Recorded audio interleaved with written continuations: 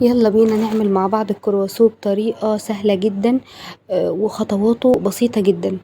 يلا بينا. محتاجين كيلو دقيق، عليه نص كوباية من السكر، 3 معالق كبيرة من لبن البودرة، ورشة الملح. هنقلب كل المواد الجافة دي مع بعض كويس جدا، وهننزل عليهم ببيضتين، 2 بيضة، عليهم سكة الفانيليا عشان زفارة البيض، وهننزل بالمية. احنا المرة دي هنعجن بمية، وهنقلب كل ده مع بعض كويس جدا.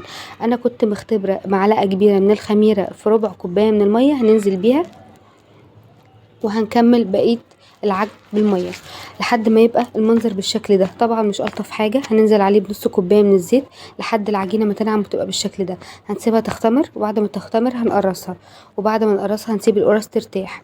وبعد ما ترتاح بقى الخطوة دي اهم خطوة، هي اللي هتطلع معاكي الكرواسون مورق وجميل. طبعا انت لو محتاجه الكرواسون بالحجم اللي انا كنت عاملاه، هتعملي التقريصه بالحجم ده. لو محتاجه اصغر، هتقرصي التقريصه اصغر شويه. هنفتح كل قرصه بالشكل اللي انتوا شايفينه ده، وما بين كل قرصه والتانيه، او ما بين كل واحده هنفتحها والتانيه، هنحط خليط من الزبده والسمنه. انا عامله زبده وسمنه، عندك سمنه بس تمام، عندك زبده بس تمام. الزيت بلاش زيت خالص عشان ما ينشفش معانا العجينه. والخطوه اللي احنا بنعملها دي هي دي اللي بتورق معانا الكرواسون. بعد ما نخلص طبقات خالص، طبعا الطبقه اللي فوق مش هنحط عليها حاجه، احنا هنحشي بس في الطبقات من النص من جوه من الداخل. الطبقه اللي فوق مش هنحط عليها حاجه. هناخد بقى الطبقات دي كلها بعد ما عملناها وحطيناها فوق بعضيها كده، هنسيبها نص ساعه ترتاح في التلاجة. بعد ما ترتاح النص ساعه في التلاجة، هنكون الرخامه بتاعتنا طبعا نظيفه، هنرش عليها رشة الدقيق، وبعد كده هنحط العجينة بتاعتنا.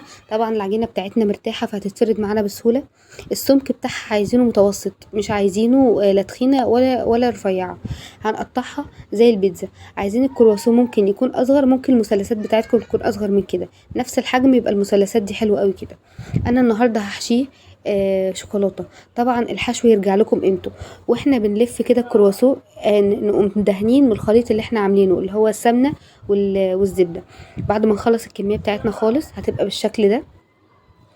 هنحطها في الفرن في الرف اللي في النص على درجه حراره 200.